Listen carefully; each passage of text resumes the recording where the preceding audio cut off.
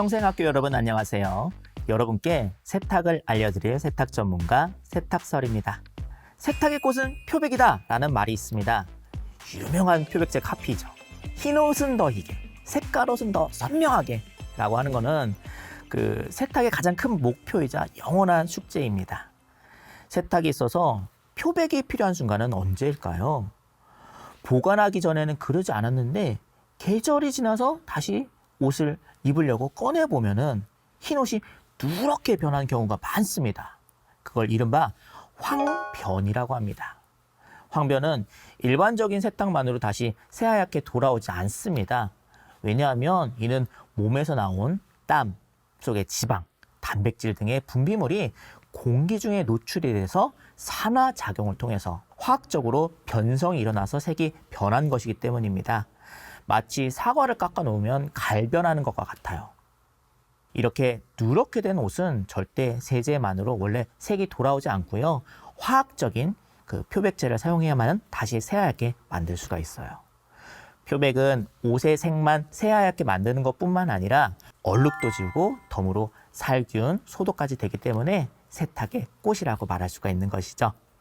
오늘은 세탁 강의 3번째 시간으로 표백의 원리와 다양한 표백제를 올바르게 사용하는 법에 대해서 알아보겠습니다.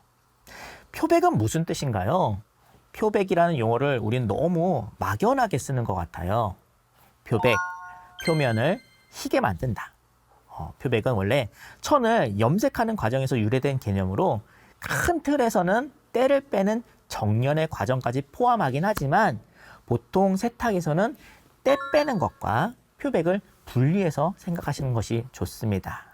왜냐하면 표백이라는 것은 옷감의 색상을 까내는 것으로 잘못하다가는 옷의 옷감을 탈색시킬 수도 있고요. 무엇보다도 오염 있는 곳에 무턱대고 표백을 할 시에는 화학적인 작용에 의해서 오히려 오염이 빼기 어려운 상태로 고착이 될 수도 있기 때문에 일상적인 세탁에서는 표백을 남용할 시에 문제가 될 수 있기 때문입니다. 대부분의 가정에서는 이염, 탈색, 옷감 수축 등 세탁 사고의 원인은 과도한 표백제 사용인 경우가 많으며 쉽게 뺄 수 있는 얼룩도 무조건 표백제를 써서 더 빼기 어려운 상태를 만드는 경우를 많이 보게 됩니다. 따라서 표백은 항상 최후의 수단으로 고려가 되어야 되고요. 꼭 써야 할 만큼의 최소한의 표백제를 쓰는 것이 더 효과적입니다. 물론 이 표백과 때 빼는 것이 일부 동시에 일어나는 작용이기도 하지만 기본적으로는 때 빼는 거는 세제가, 표백은 표백제가 담당하는 것이다 라고 생각하시면 표백에서 일어나는 부작용을 훨씬 더 줄일 수가 있어요. 자, 그럼 본격적으로 가정에서 사용하는 표백제의 종류는 어떤 것이 있는지 알아보겠습니다. 과탄산소다는 가정에서 가장 보편적으로 사용하는 산소계 표백제입니다. 우리 주부님들의 만병통치약이죠. 세탁할 때도 쓰고 청소할 때도 쓰고 안 쓰는 데가 없어요. 하지만 딱딱한 표면을 청소하는 것과 다양한 소재의 직물을 세탁하는 것은 엄연히 차이가 있습니다. 직물의 표백은 색을 다시 하얗게 만드는 것도 중요하지만 더욱 중요한 것은 옷감을 상하지 않게 하는 것이 더 중요하기 때문이에요. 딱딱한 표면에 표백제를 쓰는 것보다 고려해야 할 변수가 너무 많습니다. 먼저 과탄산소다를 사용할 때의 주의점. 과탄산소다는 염기성이 꽤 강합니다. 면이나 린넨 같은 식물성 섬유는 염기성에 강하지만 울이나 실크 같은 동물성 섬유는 손상이 될 수 있기 때문에 절대로 사용하지 않습니다. 대체적으로 폴리에스테르 같은 합성 소재에는 문제없이 사용할 수가 있어요. 표백은 색을 까내는 것이라고 말씀드렸죠. 검정색, 진한 옷 등은 염색을 연하게 할 수가 있습니다. 따라서 반드시 밝은색, 흰 옷에만 사용하도록 합니다. 과탄산소다는 뜨거운 물에 반응합니다. 찬물에는 반응하지 않아요. 반드시 50도 이상 되는 물에 풀어서 사용합니다. 과탄산소다가 뜨거운 물에 녹게 되면 과산화수소와 탄산소다로 분해가 됩니다. 탄산소다는 지난 소다 시간에 제가 알려드렸죠. 과산화수소는 상처난 데 뿌리면 부글부글 산소 거품이 올라옵니다. 이때 나오는 활성산소가 표백을 하게 되고 그래서 산소계 표백제다 라고 하는 겁니다. 따라서 흰 옷에는 산소가 있는 과탄산소다, 검정 옷에는 산소가 없는 탄산소다의 공식을 꼭 기억하시기 바랍니다. 그러면 과산화수소로 표백을 할 수도 있겠네요. 맞습니다. 과산화수소도 표백이 됩니다. 하지만 우리가 시중에서 구할 수 있는 과산화수소는 표백을 하기에는 농도가 너무 낮습니다. 게다가 산성으로 안정화가 되어 있기 때문에 사용할 시 탄산소다나 가루세제 같은 알칼리와 섞어야 그 활성화가 이루어지게 됩니다. 딱 들어도 효율이 떨어지고 어렵죠.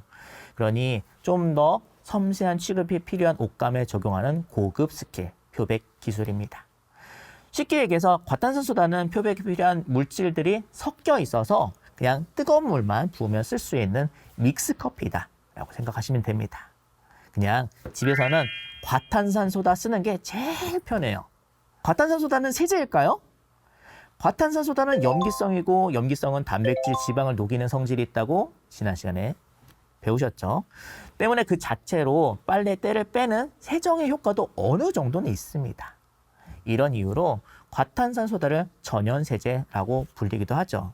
하지만 이는 어디까지나 부가적인 기능이고요. 세탁을 위해서는 반드시 계면활성제가 들어간 세제를 사용하는 것이 중요합니다. 그렇다면 세제와 과탄산소다를 함께 써야 하나요? 물론 세제와 과탄산소다를 함께 쓰면 단독으로 쓸 때보다 거품이 막 더 많이 부글부글 나기 때문에 때도 잘 빠지고 표백도 더 잘 되는 것처럼 느껴질 수도 있어요. 하지만 이는 단지 시각적인 효과에 불과합니다. 예를 들어 보겠습니다. 우리가 목욕탕에 가서 때를 밀 때 비누칠을 한 채로 밀어야 잘 밀리나요? 비누칠 샤워를 한 뒤에 불려서 때를 밀어야 잘 밀리나요? 이는 우리가 경험적으로 비누칠을 한 것을 깨끗하게 헹군 뒤에 밀어야 잘 밀린다는 걸 알고 있습니다. 마찬가지예요.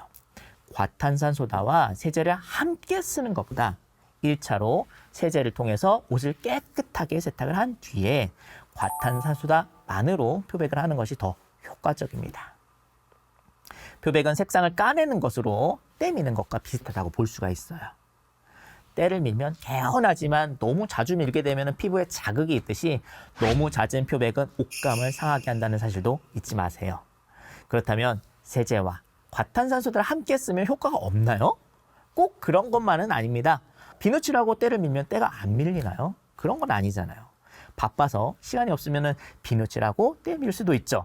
따라서 일상적으로 세탁기를 사용한다라고 했을 때는 편하게 세제와 과탄산소를 함께 쓸 수도 있지만 그만큼 표백 효과는 떨어집니다.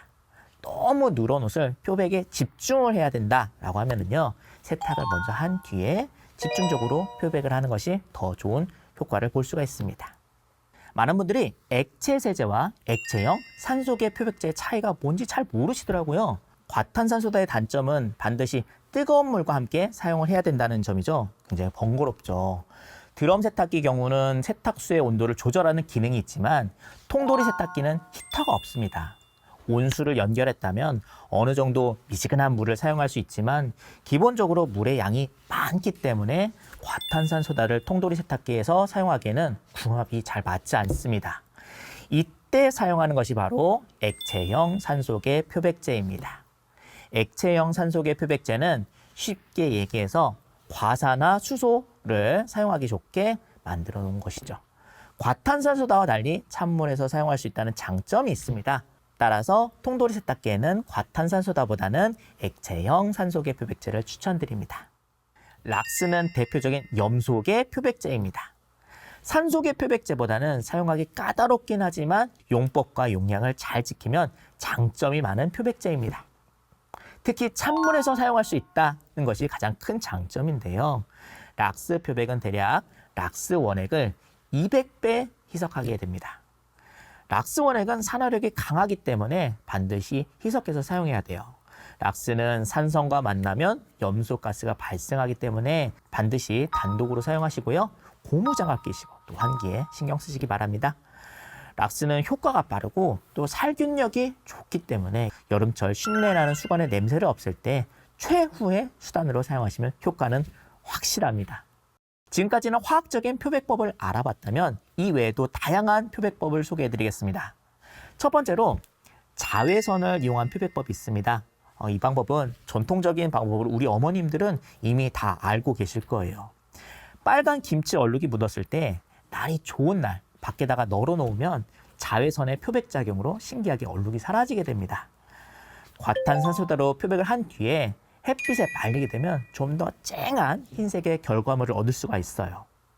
두 번째로 염색에 의한 표백법입니다.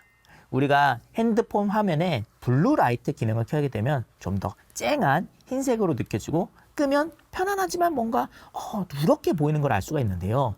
이는 우리 눈이 푸른 빛을 봤을 때 좀 더 희다라고 느끼는 시각적인 효과를 가지고 있기 때문입니다. 예전에 빨랫물에 푸른색 잉크를 한 방울 톡 떨어뜨려서 일종의 그 눈속임, 표백을 하기도 했는데요. 이를 블루잉이라고 합니다. 지금은 푸른색 잉크 대신 형광 증백제를 사용해서 흰색을 좀 더 희게 보이는 데 활용하고 있습니다. 정리하겠습니다. 세탁이 있어서 표백은 장점도 있지만 부작용도 있으므로 꼭 필요할 때만 사용하는 최후의 수단으로 고려합니다. 가정에서는 대부분 과탄산소대를 활용해 표백을 하면 되지만 반드시 뜨거운 물을 사용해야 되기 때문에 그런 상황이 어려울 시에는 액체형 산소계 표백제나 락스도 좋은 대안이 될 수가 있어요. 화학적으로 표백을 한 뒤에는 추가적으로 햇빛에 말려서 더 좋은 효과를 얻을 수도 있습니다. 지금까지는 주로 알칼리에 대해서 알아봤으니까요. 다음 시간에는 산성인, 식초, 구연산에 대해서 알아보도록 하겠습니다. 감사합니다.